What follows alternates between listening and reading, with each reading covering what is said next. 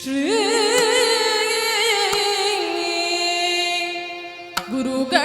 ಗುರುಗಣಾಧಿಪತಯೇ ನಮಃ.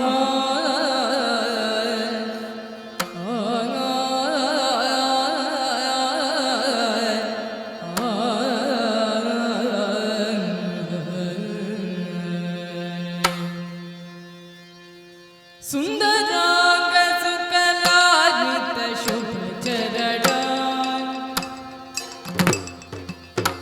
ಗಜವದನ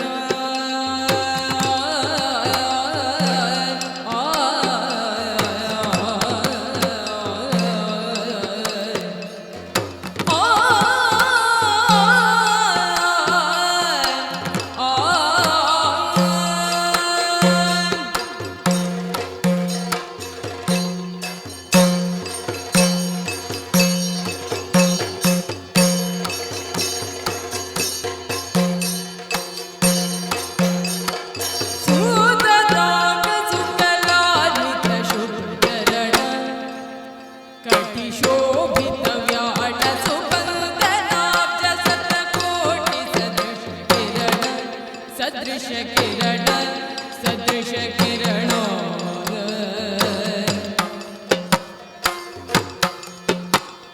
चंदनाम चर्चित सुमनोहर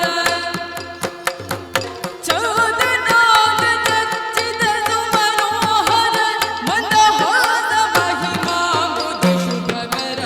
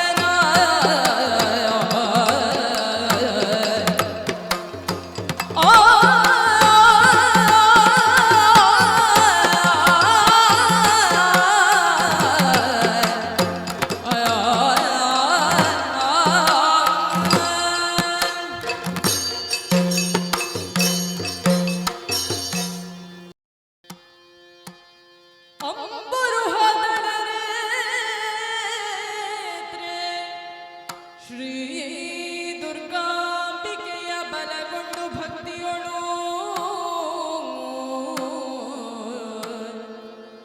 ಅಂಬಿಕಾ ಸುತ ವಿಘ್ನರಾಜನ ಪಿರಿದು ಸಂಸ್ತುತಿಸಿ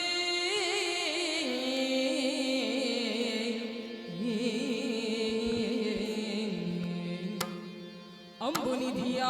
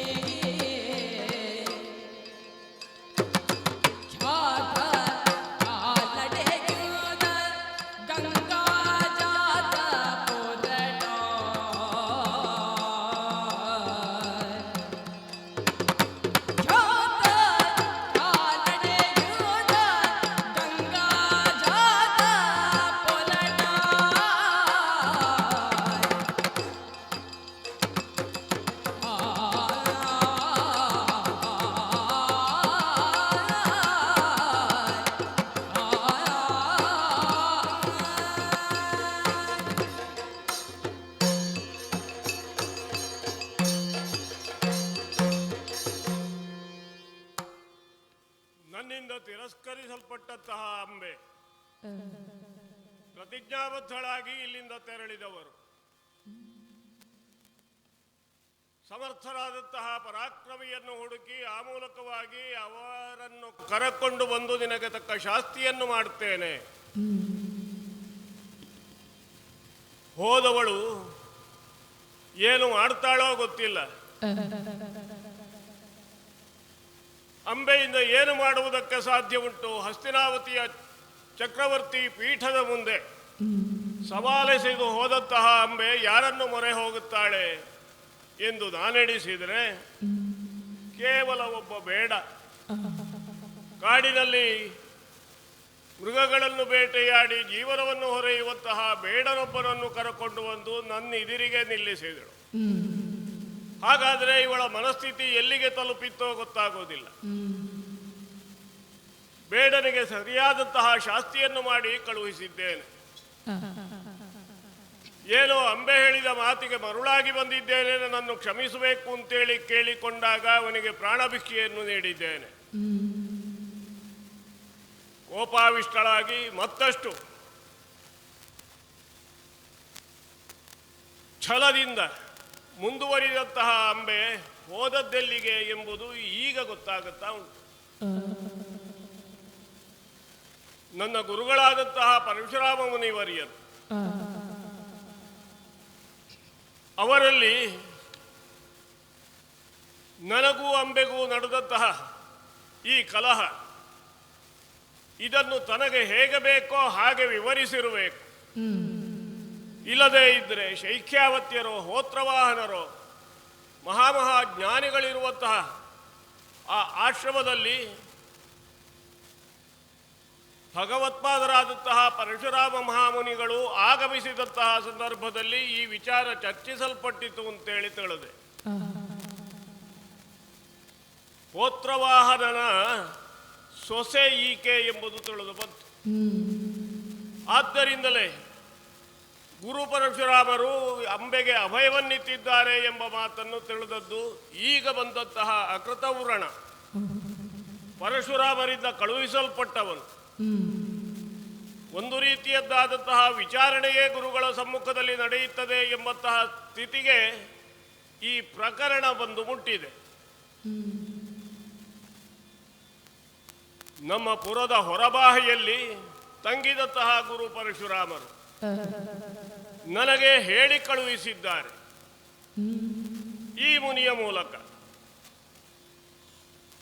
ನನಗೆ ಮೊದಲೇ ಪರಿಚಯ, ಬಾಲ್ಯದ ಗೆಳೆಯನೂ ಹೌದು. ಅಂಬೆಯ ಪ್ರಕರಣ ಪರಿಹಾರವಿಲ್ಲದಂತೆ ನಿಲ್ಲಬಾರದು. ಅಂಬೆಗೆ ಸರಿಯಾದಂತಹ ನ್ಯಾಯ ದೊರಕಿಸಿಕೊಡುವಲ್ಲಿ ಗುರುಗಳು ನಿನ್ನನ್ನು ವಿಚಾರಿಸುವುದಕ್ಕೆ ಹೇಳಿ ಕಳುಹಿಸಿದ್ದಾರೆ, ನೀನು ಬರಬೇಕಂತೆ. ಆವಾಗ ನಾನು ಹೇಳಿದ್ದುಂಟು, ಅಂಬಾ ಪ್ರಕರಣ ನನ್ನ ಲೆಕ್ಕಾಚಾರದಲ್ಲಿ ಮುಗಿದಂತಹ ವಿಚಾರ. ಇನ್ನು ಯಾರೇ ಹೇಳಲಿ, ದೇವಲೋಕದಿಂದ ದೇವೇಂದ್ರನೇ ಬರಲಿ ಅಥವಾ ಹರಿಹರರೇ ಬರಲಿ, ಯಾರು ಬಂದು ಹೇಳಿದರೂ ಕೂಡ ಅಂಬೆಯನ್ನು ಮದುವೆಯಾಗುವಂತಹ ಪ್ರಸ್ತಾಪ ಈ ಚಂದ್ರವಂಶಕ್ಕೆ ಅಂಬೆಯ ಸಂಬಂಧ ಇಲ್ಲ. ನಾನು ಮದುವೆಯಾಗುವುದಿಲ್ಲ ಎಂಬ ವಿಚಾರ ಗೊತ್ತಿದ್ರೂ ಕೂಡ ನಮ್ಮ ವಂಶಕ್ಕೆ ಅಂಬೆ ಸೊಸೆಯಾಗಿ ಬರಬಾರದು ಎಂಬಂತಹ ನಿಶ್ಚಯವನ್ನು ನಾನು ಅಕೃತವ್ರಣನಲ್ಲಿ ಹೇಳಿದೆ. ಆವಾಗ ಹೇಳಿದ್ದಿಷ್ಟು. ಹಾಗಾದರೆ ಗುರುಗಳು ಒಂದು ನಿರೂಪವನ್ನು ಕೊಟ್ಟಿದ್ದಾರೆ. ಏನು? ಅಂಬೆಗೆ ನ್ಯಾಯ ದೊರಕಿಸುವ ನಿಟ್ಟಿನಲ್ಲಿ ಅಬಲೆಯಾದಂತಹ ಆಕೆಯನ್ನು ನೀನು ಮದುವೆಯಾಗಲೇಬೇಕು, ಇದು ಗುರುವಿನ ಆಜ್ಞೆ. ಅದಕ್ಕಾಗಿ ನನ್ನ ಆಣತಿಯಂತೆ ನನ್ನ ಶಿಷ್ಯನಾದಂತಹ ಭೀಷ್ಮನನ್ನು ನೀನು ಕರೆತರಬೇಕು ಅಂತೇಳಿ ಹೇಳಿದವರಂತೆ. ಯಾಕೆ?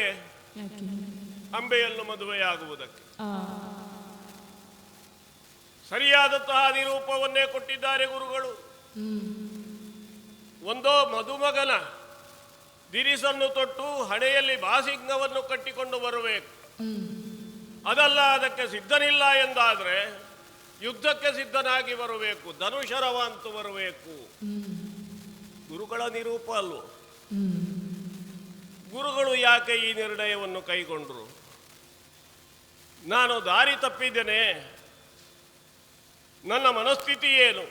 ಧರ್ಮಾಧರ್ಮಗಳ ವಿಚಾರದಲ್ಲಿ ಭೀಷ್ಮನ ಹೆಜ್ಜೆ ಹೇಗಿರ್ತದೆ ಎಂಬುದನ್ನು ಸಮರ್ಥವಾಗಿಯೇ ತಿಳಿದವರು ಪರಶುರಾಮರು. ಆದರೆ ಏನೋ ಒಂದು ಘಟನೆ ಸಂಭವಿಸುವುದಕ್ಕಿದೆ ಎಂಬುದರಲ್ಲಿ ಅನುಮಾನವೇ ಇಲ್ಲ. ಆದ್ದರಿಂದಲೇ ಈ ವಿಚಾರವನ್ನು ನನ್ನ ತಾಯಿಯಾದಂತಹ ಸತ್ಯವತೀ ದೇವಿಯರಲ್ಲಿ ಹೋಗಿ ವಿನ್ನವಿಸಿಕೊಂಡೆ. ಗುರುಗಳಿಂದ ನಿರೂಪ ಬಂದಿದೆಯಮ್ಮ. ಅಂಬಾ ಪ್ರಕರಣ ಗುರುಗಳ ವರೆಗೆ ಹೋಗಿ ದೂರು ಮುಟ್ಟಿದೆ. ಆದ್ದರಿಂದ ಬಾಸಿಂಗ ಕಟ್ಟಿಕೊಂಡು ಹೋಗಬೇಕೋ ಯುದ್ಧಕ್ಕೆ ಹೋಗಬೇಕೋ ಎಂಬ ತೀರ್ಮಾನ ಮಾಡುವುದರಲ್ಲಿ ತಾಯಿಯಾದಂತಹ ನಿನ್ನ ಆಶೀರ್ವಾದವನ್ನು ಬೇಡುತ್ತಾ ಇದ್ದೇನೆ. ಹರಸಿ ಬೀಳ್ಕೊಟ್ಟಿದ್ದಾಳೆ. ಬಾಸಿಂಗ ಕಟ್ಟಿಕೊಳ್ಳುವ ವಿಚಾರವೇ ಇಲ್ಲ, ಅದೆಂದೋ ಮುಗಿದ ಅಧ್ಯಾಯ. ಆದ್ದರಿಂದಲೇ ನನ್ನ ಮನಸ್ಸಿನಲ್ಲಿ ಇನ್ನೂ ಒಂದು ಆಸೆ ಉಂಟು. ಚೌಷಷ್ಠಿ ವಿದ್ಯೆಯನ್ನು ಕಲಿತುಕೊಳ್ಳುವುದಕ್ಕಾಗಿ ಗಣಪತಿ ದೇವರಲ್ಲಿ ನಾನು ಹೋದವನು. ಭಗವಾನ್ ಪರಶುರಾಮರಲ್ಲಿ ಕೊಡಲಿ ಪ್ರಯೋಗಿಸುವ ವಿದ್ಯೆಯನ್ನು ಕೂಡ ಕಲಿತುಕೊಂಡವನು. ಪರಶು ವಿದ್ಯೆಯನ್ನು ನಾನು ಕಲಿತವನು. ಇಂದಿಗೆ ನಿನ್ನ ವಿದ್ಯಾಭ್ಯಾಸ ಪೂರ್ಣವಾಯಿತು ಅಂತೇಳಿ ಹರಸಿ ಬೀಳ್ಕೊಟ್ಟವರು ಪರಶುರಾಮರು. ಆ ಗುರುಪಾದದ ದರ್ಶನ ಇಂದ ಆಗುತ್ತದೆ ಅಂತೇಳಿ ಆದರೆ ನಾನು ಹಿಂಜರಿಯುವುದು ಹೇಗೆ? ನಾನು ಭೀಷ್ಮನಾಗಿಯೇ ಹೋಗಬೇಕು. ದೇವವ್ರತನಾದಂತಹ ನನ್ನನ್ನು ಶಿಷ್ಯವೃತ್ತಿಯಿಂದ ತೇರ್ಗಡೆಗೊಳಿಸಿ ಕಳಿಸಿದವರು ಗುರುಗಳು. ಈಗ ನಾನು ಭೀಷ್ಮನಾಗಿದ್ದೇನೆ. ಆದ್ದರಿಂದ ನನ್ನ ಶಿಷ್ಯನಾದಂತಹ ಭೀಷ್ಮನು ನಮ್ಮೆ ನೋಡಬೇಕು ಅಂತ ಹೇಳುವಂತಹ ಆಸೆ ಗುರುಗಳಿಗೆ ಯಾಕಿರಬಾರದು? ಆದ್ದರಿಂದಲೇ ಯಾವ ವೀರತನದಿಂದ, ಯಾವ ಪ್ರತಿಜ್ಞಾಬದ್ಧನಾಗಿ ನಡೆಯುವಂತಹ ಹೆಚ್ಚುಗಾರಿಕೆಯಿಂದ ಗುರು ಪರಶುರಾಮರನ್ನು ಕಾಣುವುದಕ್ಕೆ ನಾನು ಹೋಗಬೇಕಾದ್ದರಿಂದ ರಥವನ್ನೂ ನನ್ನೊಂದಿಗೆ ತೆಗೆದುಕೊಂಡಿದ್ದೇನೆ. ಯಾಕೆ? ರಥವೇರಿ ಗುರುಗಳನ್ನು ಕಾಣುವಷ್ಟು ದೊಡ್ಡವನಲ್ಲ. ಆದ್ದರಿಂದಲೇ ಸಾಧ್ಯ ಆದರೆ ನನ್ನ ಬೇಡಿಕೆಗೆ ಗುರುಗಳು ಒಪ್ಪಿದರೆ ಗುರುಗಳನ್ನು ಕರೆತಂದು ಈ ಹಸ್ತಿನಾವತಿಯ ಅರಮನೆಯಲ್ಲಿ ಅವರ ಪಾದಪೂಜೆಯನ್ನು ಮಾಡಬೇಕು ಎಂಬಂತಹ ಉದ್ದೇಶದಿಂದ ಹೊರಟಿದ್ದೇನೆ. ಆದ್ದರಿಂದ ರಥವನ್ನು ತೆಗೆದುಕೊಂಡು ಕೈಯಲ್ಲಿ ಧನುಷರಗಳನ್ನು ಹಿಡಿದುಕೊಂಡು ಗುರುವನ್ನು ಕಾಂಬಂತಹ ಉತ್ಸಾಹದಿಂದ ನಡೆಯುತ್ತೇನೆ.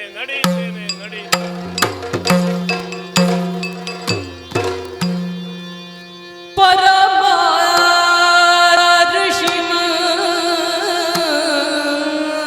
ಮಂಡಲದ ಮಧ್ಯದೇ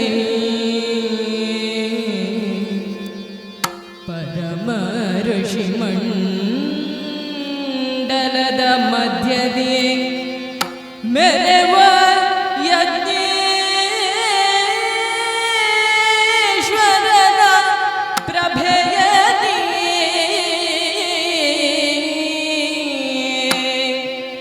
ವರಜಟಾ ಮಂಡಲದಿ ಶೋಭಿಪ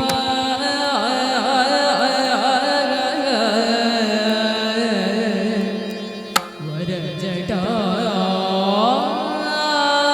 ಮಂಡಲದಿ ಶೋಭಿಪ ಭಾರ್ಗವೇಶ್ವರನ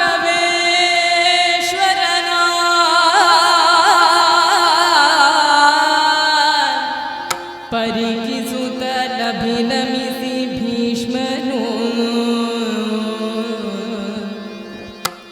ಚರಣ ಪ್ರಕ್ಷಾಳನವ ಗೈಯುತ ಶಿರದಿ ತೀರ್ಥವ ಧರಿಸಿ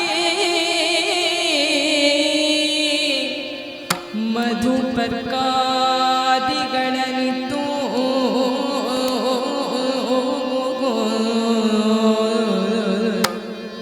ವರರತುನಮಯ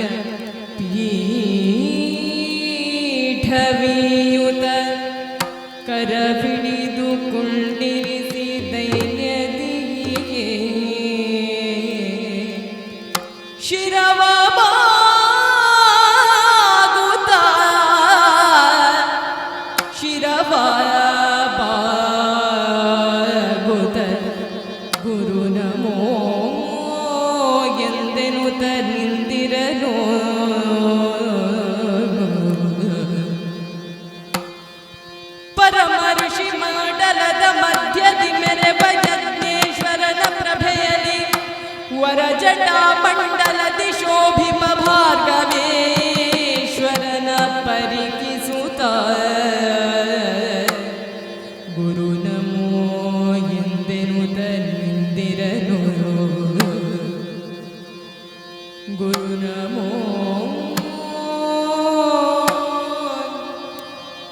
ಗುರು ನಮೋ ಎಂದೆನುತ ನಿಂದಿರನು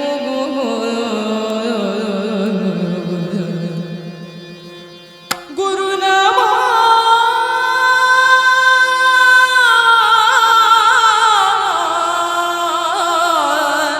ಗುರು ನಮೋ ಎಂದೆನುತ ನಿಂದಿರನು ಭೀಷ್ಮನು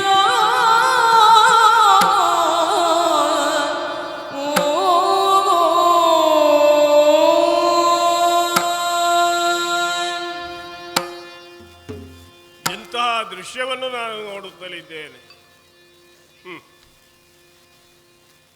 ಧರೆಗಿಳಿದ ಭರ್ಗನಂತೆ ಶೋಭಿಸುತ್ತಿರುವಂತಹ ಈ ಪೂಜ್ಯರನ್ನು ಕಂಡಾಗ ಮೈಯಲ್ಲಿ ವಿದ್ಯುತ್ ಸಂಚಾರವಾದಂತಾಯಿತು. ಎಂದೋ ಇವರನ್ನು ಬೀಳ್ಕೊಂಡವನು ನಾನು. ಅಂದಿನಿಂದ ಇಂದಿನವರೆಗೆ ಈ ಗುರುಕಾರುಣ್ಯದಿಂದಲಲ್ವೇ ನಾನು ಈ ಹಸ್ತಿನಾವತಿಯಲ್ಲಿ ಸಾಧನೆಯನ್ನು ಗೈದದ್ದು. ಅದೋ ಎತ್ತರವಾದಂತಹ ಪೀಠದಲ್ಲಿ ನನ್ನ ಗುರುಗಳಾದಂತಹ ಪರಶುಧರ ಮಹಾಮುನಿಗಳು ಮಂಡಿತರಾಗಿದ್ದಾರೆ. ಸುತ್ತಲೂ ಇರುವಂತಹ ಋಷಿ ಸಮೂಹ, ಗೋತ್ರವಾಹನರು, ಶೈಕ್ಯಾವತ್ಯರು, ಅನೇಕಾನೇಕ ಈ ಗುರುಗಳ ಶಿಷ್ಯ ವೃಂದದವರು ಸುತ್ತಲೂ ಕುಳಿತಿದ್ದಾರೆ. ಈ ಗುರುವನ್ನು ಆರಾಧಿಸ್ತಾ ಇದ್ದಾರೆ. ನನ್ನ ಈ ಮಾಂಸಾಕ್ಷಿಗಳಿಂದ ಇವರ ದಿವ್ಯ ಮಂಗಳ ರೂಪವನ್ನು ಕಂಡಾಗ, ಅವರ ಕಣ್ಣುಗಳಲ್ಲಿರುವಂತಹ ಆ ಜ್ಯೋತಿಯನ್ನು ನೋಡಿದಾಗ, ಈ ಜಗತ್ತನ್ನೇ ಬೆಳಗುವಂತಹ ಶಕ್ತಿ, ಆ ಚೇತನ ಇವರ ಅಂತರಂಗದಲ್ಲಿ ಅಡಗಿದೆ ಎಂಬುದರಲ್ಲಿ ಅನುಮಾನವೇ ಇಲ್ಲ. ಆದ್ದರಿಂದಲೇ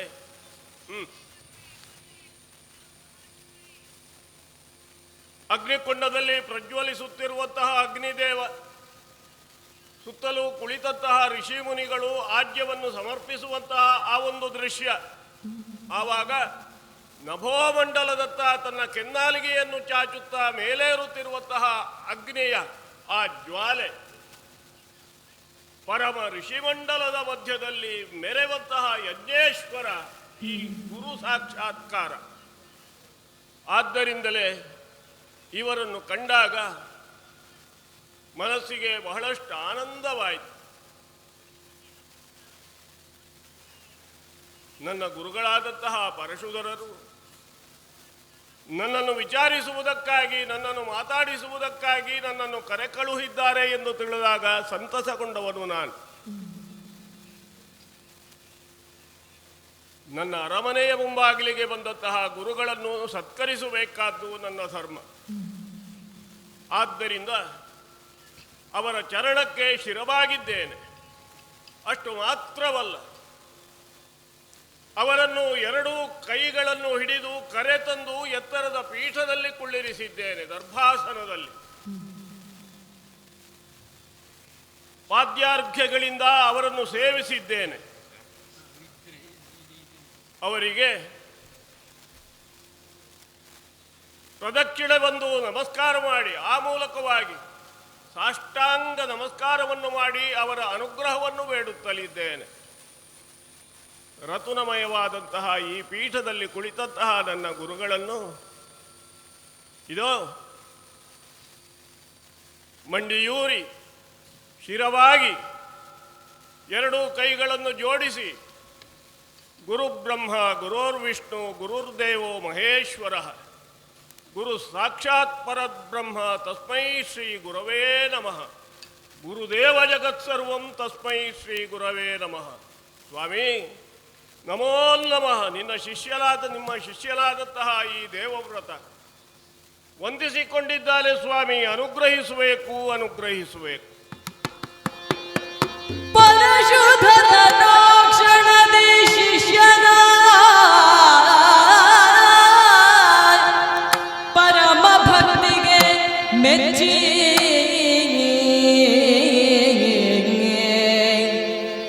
ಶಿಷ್ಯನ ಪರಮ ಭಕ್ತಿಗೆ ಮೆಚ್ಚಿ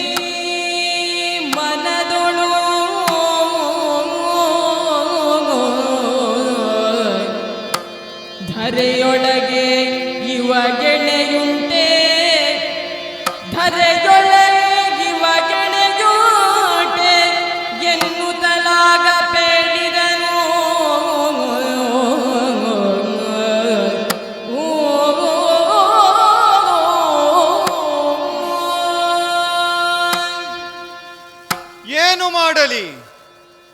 ಇದು ನನಗೆ ಎದುರಾದಂತಹ ಪ್ರಶ್ನೆ.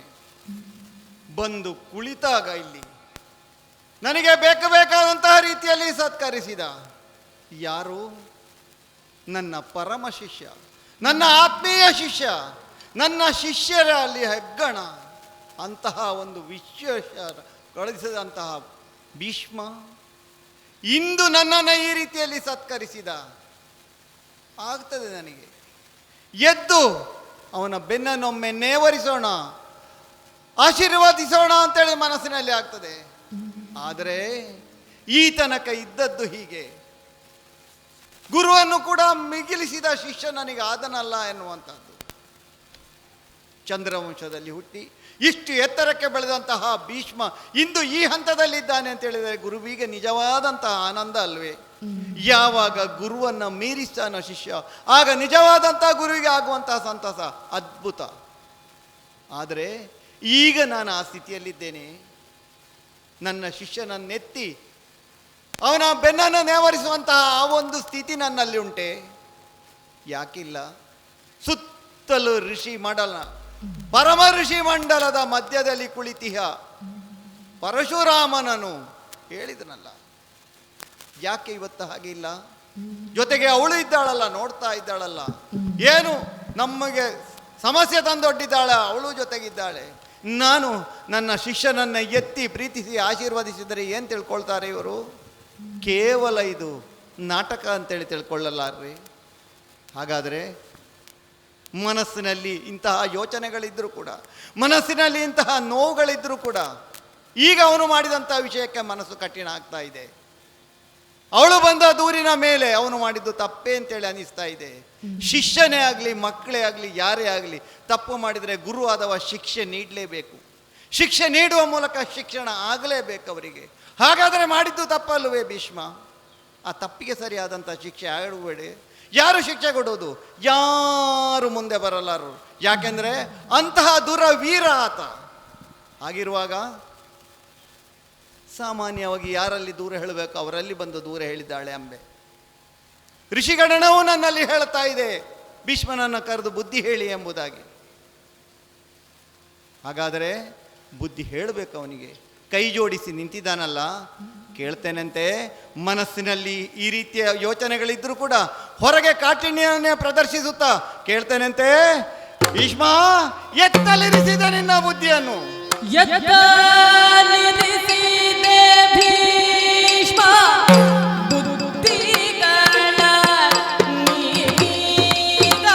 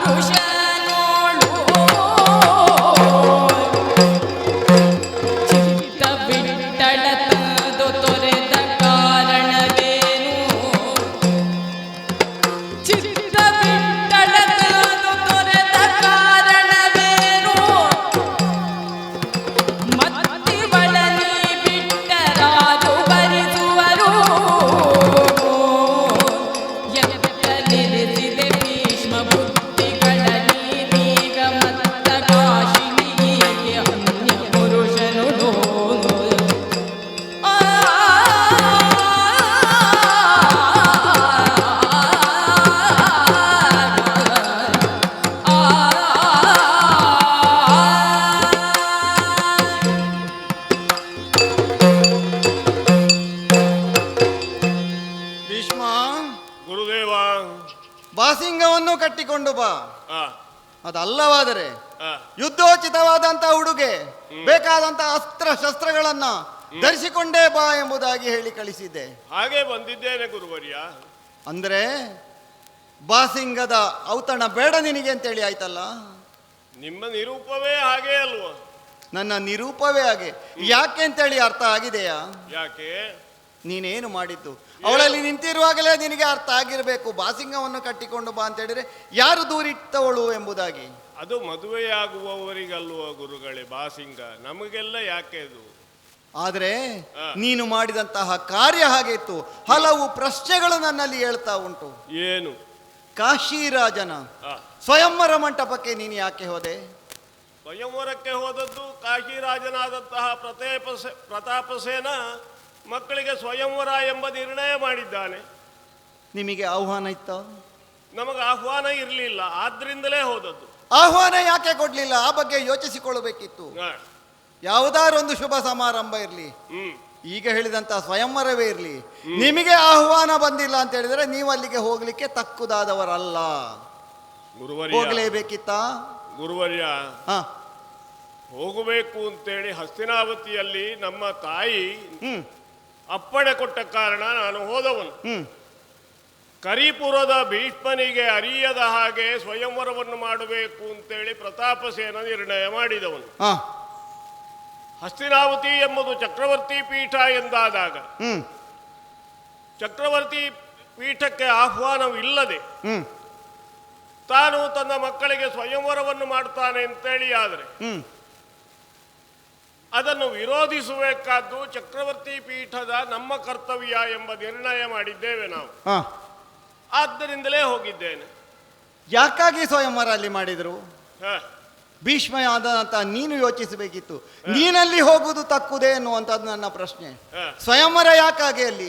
ಹ, ತನ್ನ ಕುವರಿಯರ ವಿವಾಹಕ್ಕಾಗಿ. ಹ, ನೀನು ಯಾರು ಹ್ಮ್. ಅರ್ಥೈಸಿಕೊಳ್ಬೇಕು. ನೀನು ಹ, ನೀನು ಅಲ್ಲಿಗೆ ಹೋಗ್ಲಿಕ್ಕೆ ಯೋಗ್ಯನೇ, ನಿನ್ನ ತಾಯಿ ಹೇಳಿರಬಹುದು. ಹ್ಮ್. ಆದ್ರೆ ಬೇರೆ ಇದ್ರಲ್ಲ ಹೋಗುವಂತವ್ರು. ನೀನೇ ಯಾಕೆ ಹೋದೆ ಎನ್ನುವಂಥದ್ದು ನನ್ನ ಮೊದಲ ಪ್ರಶ್ನೆ. ಹಸ್ತಿನಾವತಿಯ ಸಿಂಹಾಸನದಲ್ಲಿ ನನ್ನ ತಮ್ಮನಾದಂತಹ ವಿಚಿತ್ರ ವೀರ್ಯ ಹ್ಮ್ ನನ್ನ ಅಪ್ಪನ ಅಣತಿಯಂತೆ ಹಸ್ತಿನಾವತಿಯ ಸಿಂಹಾಸನದ ಸಂಧಿ ವಿಗ್ರಹಿಯಾಗಿ ನಾನು ಕಾರ್ಯ ಎಸಗುವವನು. ಹ, ಈ ಕಾರಣಕ್ಕಾಗಿ ಹ್ಮ್.